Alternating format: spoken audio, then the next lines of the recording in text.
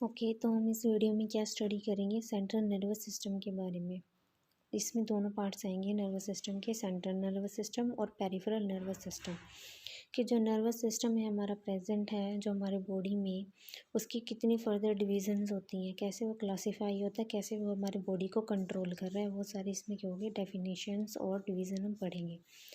तो जैसे मैंने बताया कि टू पार्ट्स में ये डिवाइडेड है, सेंट्रल नर्वस सिस्टम और पेरिफेरल नर्वस सिस्टम। ठीक है, जो सेंट्रल नर्वस सिस्टम है वो क्या हुआ, उसके अंदर आते हैं स्पाइनल कोड और ब्रेन, जो सेंटर में प्रेजेंट है सिस्टम आपका नर्वस का, उसको सेंट्रल नर्वस सिस्टम बोलेंगे। और जो बाकी बची हुई पेरिफेरल जो साइड की बॉडी है, ठीक है, और विसरल ऑर्गन्स हैं, उसके अंदर आता है पेरिफेरल, वो इंक्लूड होते हैं पेरिफेरल नर्वस सिस्टम के अंदर। अब हम क्या करेंगे, सेंट्रल नर्वस सिस्टम को क्या करेंगे, आगे स्टडी कर लेते हैं कि इसके अंदर क्या प्रेजेंट होता है। जैसे ब्रेन और स्पाइनल कोड मैंने बताया, इसके दो पार्ट्स प्रेजेंट होते हैं इसके अंदर। ओके, सो सेंट्रल नर्वस सिस्टम क्या होता है, जो हमारे सेंटर, हमारी बॉडी के सेंटर में प्रेजेंट होता है। हमारे बॉडी के सेंटर में कौन सा पार्ट प्रेजेंट होता है नर्वस सिस्टम का, ब्रेन और स्पाइनल कोड। ब्रेन जो आपके स्कल के अंदर इनक्लोज्ड है, ठीक है, और स्पाइनल कोड वर्टिबल कॉलम के अंदर इनक्लोज्ड है। ये क्या करते हैं, जो ब्रेन है उसको प्रोटेक्ट कर रहा है स्कल, और जो आपकी स्पाइनल कोड है उसको प्रोटेक्ट कर रही है वर्टिबल कॉलम। दोनों क्या कर रहे हैं, मैकेनिकल इंजरी से, बाहर की मैकेनिकल इंजरी से आपके जो टिश्यू है, सॉफ्ट टिश्यू है ब्रेन और स्पाइनल कोड, उसको डैमेज होने से बचा रही हैं। ठीक है, तो इसके अंदर क्या पढ़ेंगे हम, सेंट्रल नर्वस सिस्टम के अंदर पढ़ेंगे हम ब्रेन के बारे में और स्पाइनल कोड के बारे में, कि वो कैसे फंक्शनिंग होती है, कौन सी, कैसे उसके अंदर वाइट मैटर और ग्रे मैटर प्रेजेंट होता है। ठीक है, इस वीडियो में उसकी डिस्क्रिप्शन पढ़ेंगे ब्रीफ में। ओके, उसके बाद अब ब्रेन के अंदर भी ना उसे बहुत ज़्यादा डिटेल में पढ़ना है इस चैप्टर के अंदर हमें, कि उसके अंदर बोन कौन से प्रेजेंट होते हैं, उसके लोब कितने होते हैं, न्यूरॉन कैसे अरेंज होते हैं उसके अंदर, मतलब उसके अंदर कौन कौन से, अगर ब्रेन को डिवाइड करें हम तो ब्रेन भी 3 पार्ट्स में डिवाइड होते हैं, fore brain, hind brain, mid brain, sorry, फिर हैंड ब्रेन आता है। ठीक है, फोर ब्रेन, मिड ब्रेन और हैंड ब्रेन। उसके बाद हम बात करते हैं पेरिफेरल नर्वस टिश्यू के बारे में। पेरिफेरल नर्वस टिश्यू, अब जैसे सेंटर में मैंने बोला कि सेंट्रल के, मतलब सेंट्रल नर्वस सिस्टम कौन सा होता है, जो कि सेंटर में प्रेजेंट होता है, जैसे कि ब्रेन और स्पाइनल कोड। इन दोनों को छोड़ के अब जो नर्व फाइबर्स आपकी पूरी बॉडी में फैली हुई हैं, वो किसके अंदर काउंट होंगे, पेरिफेरल नर्वस टिश्यू के अंदर, सिस्टम के अंदर, सॉरी। अब जो पेरिफेरल नर्वस सिस्टम है वो भी 2 पार्ट्स में डिवाइडेड है, एक ऑटोनोमिक नर्वस सिस्टम और दूसरा ऑटोनोमिक नर्वस सिस्टम और सोमैटिक नर्वस सिस्टम।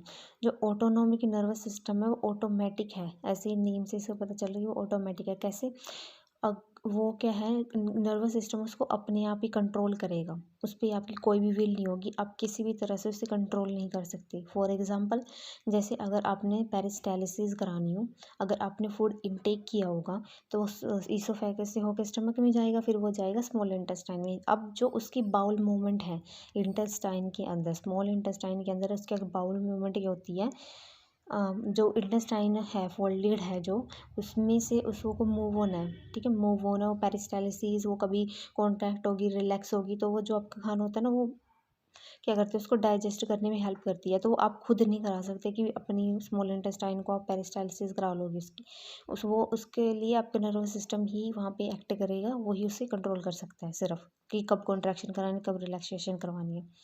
उसके बाद आता है सोमैटिक नर्वस सिस्टम।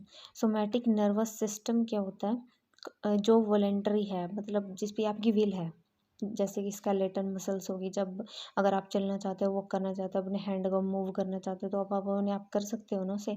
उसके लिए आपको आपके ब्रेन की विल के अकॉर्डिंग नहीं करना पड़ेगा। अगर आपने कुछ भी मूवमेंट करनी है, वॉक करनी है, एक्सरसाइज करनी है, तो आप खुद कर सकते हो, और वो काउंट होगा सोमैटिक नर्वस सिस्टम के अंदर। अब बात करते हैं सेंट्रल नर्वस सिस्टम के अंदर ब्रेन की, कि ब्रेन का हम क्या पढ़ेंगे, स्ट्रक्चर पढ़ेंगे सबसे पहले, कि ब्रेन अगर आपको पढ़ना है कि कैसे वो एनालाइज करता है, तो उससे पहले फंक्शनिंग अगर उसकी पढ़नी है तो उससे पहले ये पता होना चाहिए कि ब्रेन सेटअप कैसी है उसका, कौन सी उसकी मेनिंजेस है, मेनिंजेस होती है उसकी मेम्ब्रेन्स की, कैसे उसकी अपर मेम्ब्रेन्स है, कैसे स्कल है, कौन सी लोब्स होती है, कौन सी लोब में किस चीज़ की फंक्शनिंग होगी, तो ये सब इसमें स्टडी करना बहुत ज़्यादा इम्पोर्टेंट हो जाता है पहले। और एक सबसे इम्पोर्टेंट बात है न्यूरल ट्रांसमिशन। न्यूरल ट्रांसमिशन क्या होता है, जब न्यूरॉन जो एम्बेडेड है आपके ब्रेन के अंदर, वो एक दूसरे के साथ कम्युनिकेट कैसे करें। अब मैसेज बाहर से जो रिसीव होगा सेंसरी न्यूरॉन से, वो मोटर न्यूरॉन की तरह रिस्पॉन्स जाएगा और सेंट्रल नर्वस सिस्टम आपको उसको एनालाइज करेगा। सेंसरी न्यूरॉन से आपने इम्पल्स लेनी है, इम्पल्स लेंगे और क्या करेंगे, आपका ब्रेन उसको एनालाइज करेगा सेंट्रल नर्वस सिस्टम, और उसको मूवमेंट कैसी होगी, पेरिफेरल नर्वस सिस्टम के थ्रू मोटर न्यूरॉन से आपकी क्या होगी, मूवमेंट होगी, जो भी आपको रिस्पॉन्स करना है उस एक्शन के अकॉर्डिंग। तो ये सब कैसे होगा, जब हम इसको अच्छे से पढ़ेंगे, सेंट्रल नर्वस सिस्टम को ब्रीफ में पढ़ेंगे, ब्रेन का स्ट्रक्चर देखेंगे, कैसे वो अरेंज होगा, कैसे वो फंक्शनिंग करेगा। उससे पहले जो उसकी बेसिक यूनिट होगी, जैसे न्यूरॉन है वो कैसे डिवाइडेड हैं आपकी बॉडी के अंदर, कैसे फैले हुए हैं नर्व फाइबर्स, और उनका स्ट्रक्चर कैसे होता है। अगर इसका स्ट्रक्चर, न्यूरॉन का स्ट्रक्चर और उसकी डिस्क्रिप्शन आपको देखनी हो तो इससे प्रीवियस वीडियो को फॉलो करना, ओके। उसके बाद ये मिलियंस ऑफ न्यूरॉन्स के होते हैं आपके ब्रेन में पड़े हुए होते हैं, मतलब क्या कह सकते हैं उसको, मतलब ब्रेन के अंदर हैं वो कैसे हैं, फोल्डेड है। फोल्डेड जो आपका जो ब्रेन है फोल्डेड होता है। जैसे अगर आपने कभी देखा हो ब्रेन का स्ट्रक्चर, वो कैसा होता है, वॉलनट जैसा, अखरोट जैसा अंदर से।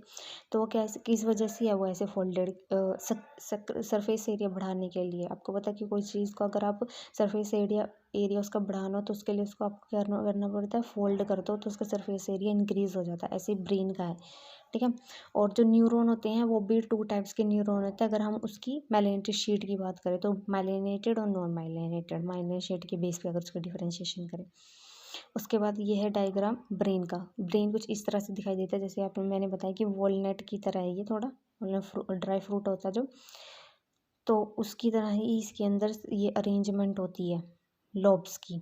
तो ये लॉब्स डिफरेंट कलर्स में आपको शो हो रही होंगी। तो पहली वाली ब्लू कलर की लॉब को बोलते हैं fore brain lobe, fore brain lobe, frontal lobe, sorry frontal lobe बोलते हैं इसको। और फ्रंटल लॉब क्यों है इसका नेम, क्योंकि जो इसके ऊपर वाली स्कल की बोन होगी वो क्या है, फ्रंटल बोन है। तो उसी के नेम पे इसके नीचे जो भी ब्रेन आपका प्रेजेंट है टिश्यू, उसको उसके बेस पे ही नेम दिया गया है। तो ये हुई फ्रंटल लोब। ये होती है 1 इन नंबर, जो कि आपकी जो वेंट्रल सरफेस है आपका बॉडी का, मतलब आगे की तरफ जिस तरफ आईज होती हैं, अगर सामने देखते हो वो है ये पार्ट, ठीक है। उसके पीछे साइड में होती है टेम्पोरल लोब, जो 2 होती है नंबर में। उसके बाद आती है उसके पीछे, फ्रंटल लोब के पीछे आती है पैराइटल लोब, और उसके पीछे जो पर्पल कलर में आपको शो हो रही होगी वो होती है ओसिपिटल लोब।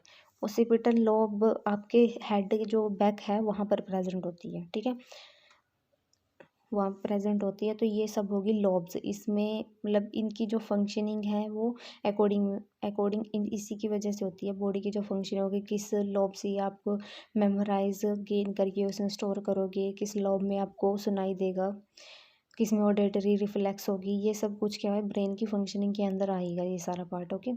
अब जो ब्रेन है वो पूरा एक लोब है, मतलब पूरा एक टिश्यू है। जब इसको बीच में से डायसेक्शन करोगे तब आपको उसके ब्रेन के अंदर वाले पार्ट शो होंगे।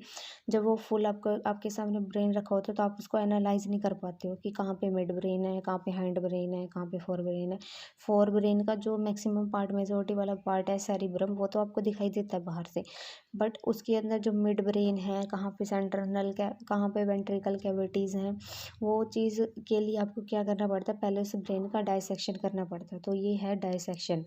इसमें क्या शो हो रहा है आपको, एक हेमिस्फीयर शो हो रहा है ब्रेन का, एक पार्ट शो हो रहा है राइट हैंड साइड।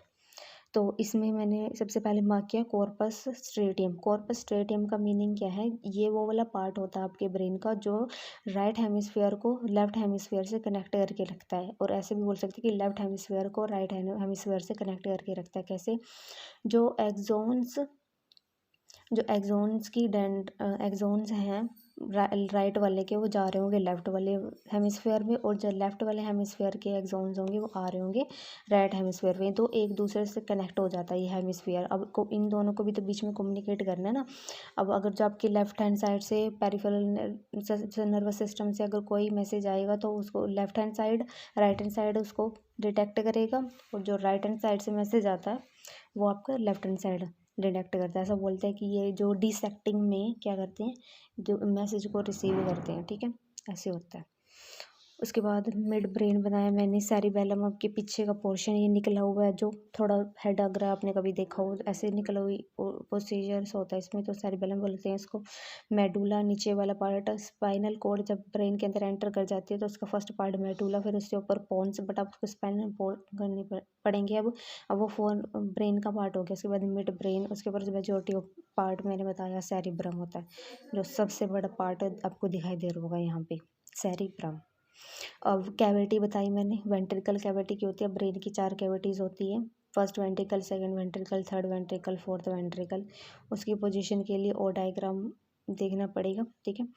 उसके बाद वेंट्रिकल्स के अंदर क्या भरा होता है, cerebro spinal fluid, cerebro spinal fluid